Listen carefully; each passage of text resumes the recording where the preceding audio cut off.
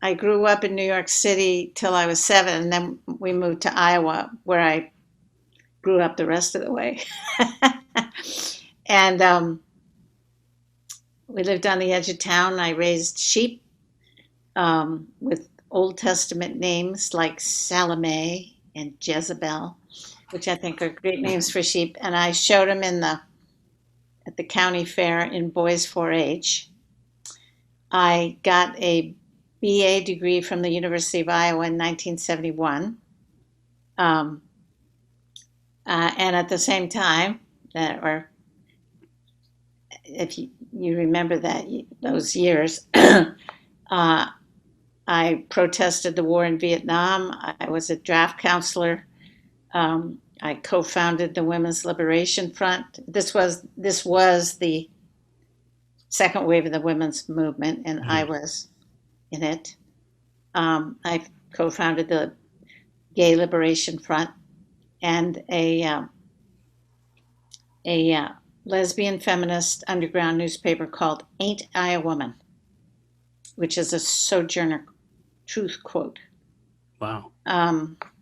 I was the first woman to complete the carpentry apprenticeship, also in Iowa City, Iowa, Local 1260, in the United States, in 1975, and started my own construction company, wrote 2 books about carpentry, moved to Maine, founded Women Unlimited, which is a program that successfully trains women how to compete, and especially women on welfare. We specialize on women on welfare to compete for high-paying jobs in trade and technical occupations. On the gay side, in Maine, I was the first president of the Maine Lesbian Gay Political Alliance, which we founded in 1984. In 1985 was the year, 84 was the year Charlie Howard was killed in Bangor. Hmm. I was elected to the state senate in 1990.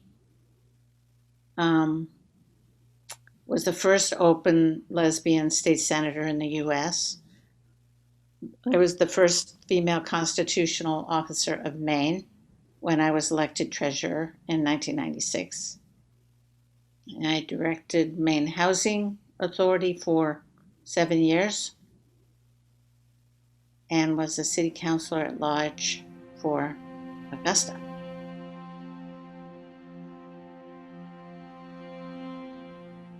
Being elected as an out delegate to the 1984 Democratic Convention in San Francisco was one.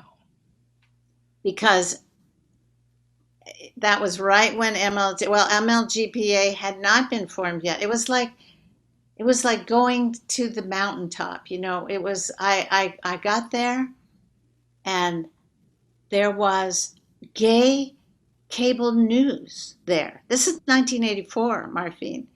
There were gay newspapers. Randy Schiltz from the San Francisco Chronicle wanted to interview me about Charlie Howard's death. Hmm. And he went on, as you know, to write a definitive book about HIV. And so we had this little this was the early days. There were 10 out gay, lesbian, bi, trans delegates, 10 of us. And now there are like 400, 600. But anyway, so the gay press followed us all around, and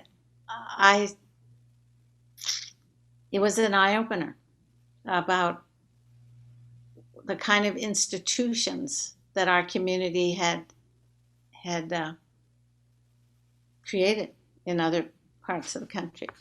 And then later that year, or next year, I think it was 1985, I could be wrong, but Tolerance Day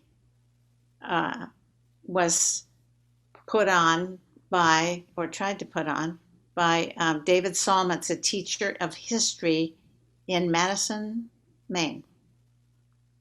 And his idea was, because it all came out of Charlie Howard's death, because he was so appalled that he wanted to invite a whole bunch of different kinds of people. And he did. A veteran, a Jehovah's Witness, a Catholic, women, all kinds of different people, a Jew, and a lesbian. He called up, because I was then president of the Maine Lesbian Gay Political Alliance, and he said, does anybody want to come here and be a part of this Tolerance Day I've created? So I said yes. But because of me, I was the most controversial person that was invited in this whole list of diverse people. The school board canceled Tolerance Day, and the MCLU sued on my behalf to speak, on his behalf to speak, the teacher, and on the students' behalf to hear, which is a form of speech, First Amendment rights. And because I had a smart lawyer, we lost that case because the lawyer said the only phrase as an excuse that he could have said without infringing on our First Amendment rights. We lost that case, but we won the war because the whole country, there was press from every corner of the country, was aghast that in Maine was so intolerant as to cancel Tolerance Day. So it was front page news. Another high was, of course, winning the Civil Rights Bill in 2006. And this is after, well, just in my tenure, MLGPA had been over 20 years of putting the bill in every 2 years, the Civil Rights Bill that would add LGBTQ people to the Human Rights Act and make it illegal to fire, evict, deny public accommodation or credit to anyone solely based on their sexual orientation. And so so we went from a year in which John Martin, the speaker, had to clear the gallery of school children in the House because the debate on the Civil Rights Bill was so nasty and had such graphic barnyard language that he didn't want them to hear it. We went from that to 20 years later, a 4-hour debate in which was so long because every single member of the House wanted to be on the record as making a little speech and supporting civil rights for us. And I was there listening in the speaker's office. It was amazing. And winning marriage was wonderful. That was just incredible.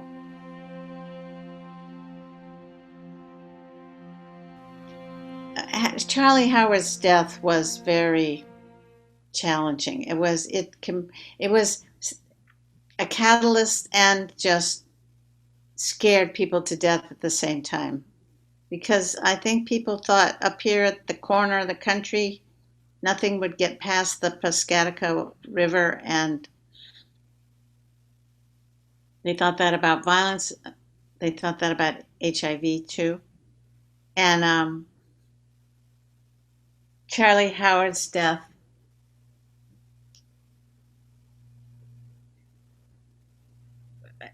we were a very young organization, MLGPA. We had to quick organize spokespersons for this. John Preston was really effective. So was Diane Elsie at the time.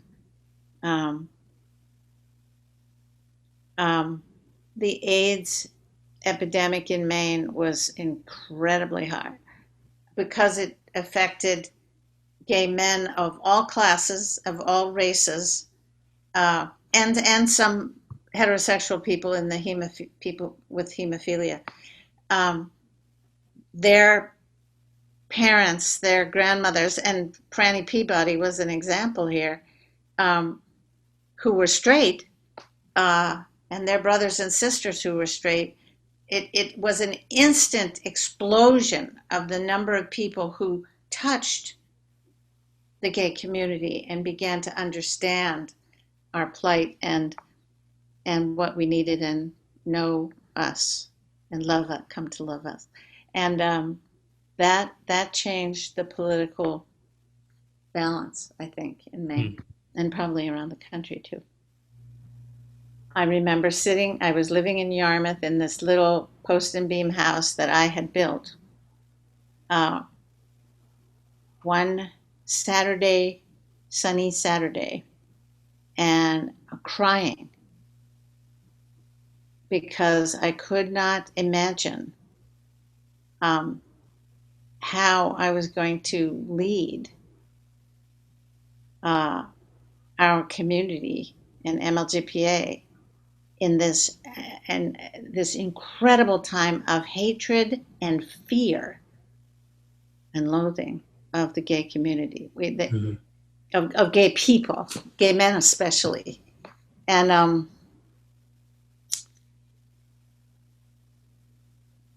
well, of course, you have to pick yourself up and actually do it. And fighting on all those fronts, helping people to understand us and see that we are their neighbors and daughters and sons and brothers. I think one of the biggest challenges, I don't know, I can't say if it's the biggest one, but is the fight we're going to have about religious liberty.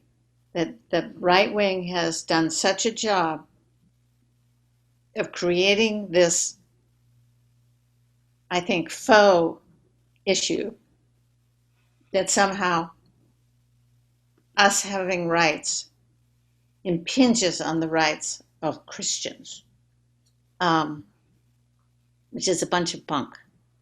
And but now, like, I'm not sure you heard this because you're a lawyer watcher.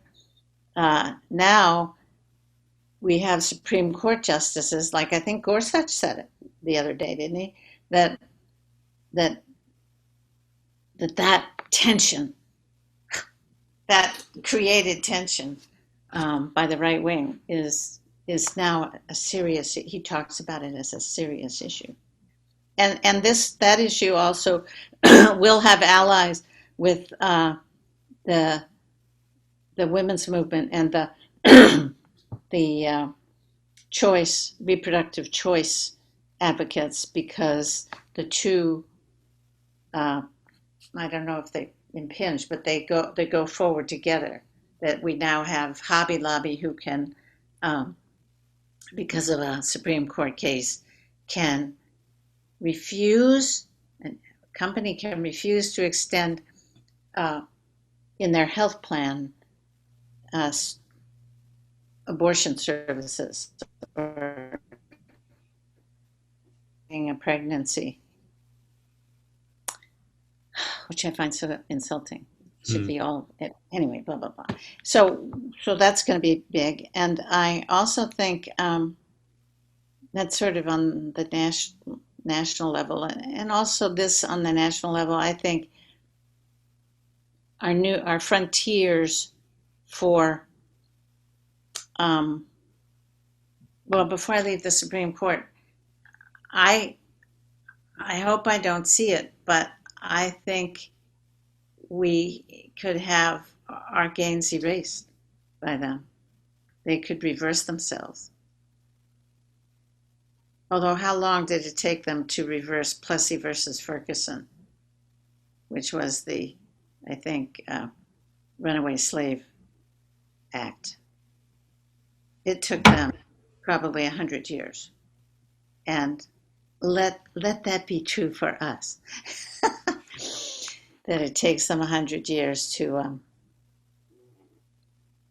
take away marriage or civil rights protections or reproductive choice.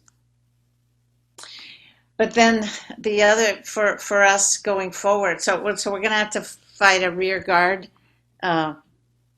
battle and keep them from taking away our rights. And then secondly, we're going to have to push ahead to make life better for our youth and our elders.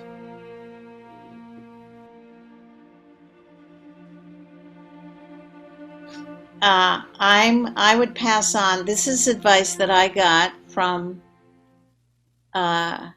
Maine Representative Marge Clark, who was in the House when all this was going on. So the 80s and 90s, and from former head of Human Rights Campaign, Tim McFeely, who is a friend. So Marge advised me at that time to form coalitions, because you remember that we were just a lonely voice crying in the wilderness with no friends and misunderstood and discriminated against and feared. And then there was AIDS exacerbating all that. And so we did that. We formed the Women's Legislative, we joined the Women's Legislative Agenda Coalition and helped on all their issues. And then in about 2 years, their accepted issues, the bills they accepted were the bills that were lobbied by the women's lobbyists, Maine women's lobbyists. And it took 2 years, but then they embraced the Civil Rights Bill, and that was wonderfully helpful. Tim McFeely, I remember sitting with him, I think we were in Detroit or somewhere, Pennsylvania. It was one of the NGLTF conferences that they had on national issues. And it was right when, I don't know if you remember this or not, but when President Clinton was first elected, he wanted to,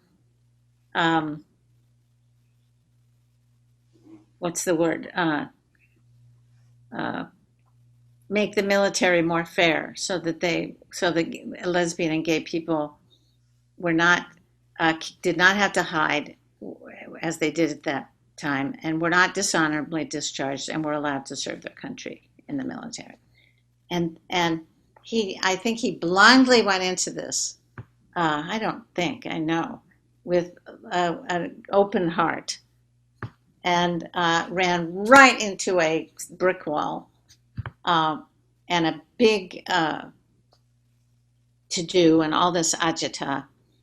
And Barney Frank helped, Congressman Barney Frank helped, and so did Tim McFeely, the head of the largest national LGBTQ organization, HRC, helped to formulate a compromise that became known as Don't Ask, Don't Tell. And I remember him telling me that about the crisis from his point of view as somebody who was in Washington in the middle of the hurricane, and that there was a lot of pushback on this compromise, Don't Ask, Don't Tell, from the gay community. And that he felt, though, that we have to learn how to compromise, and there's good compromises and bad compromises. And he said a good compromise is one in which you move your position forward and it isn't inconsistent with your principles. And so we came to accept Don't Ask, Don't Tell until Obama did away with it, almost 20 years later. And then, of course, this is a brand new one, who I'm sure you have heard, a Ruth Bader Ginsburg quote, don't be afraid to fight for what you believe in, but do it in a way that allows other people to join you. I think I could have used her to say that to me about 50 years ago.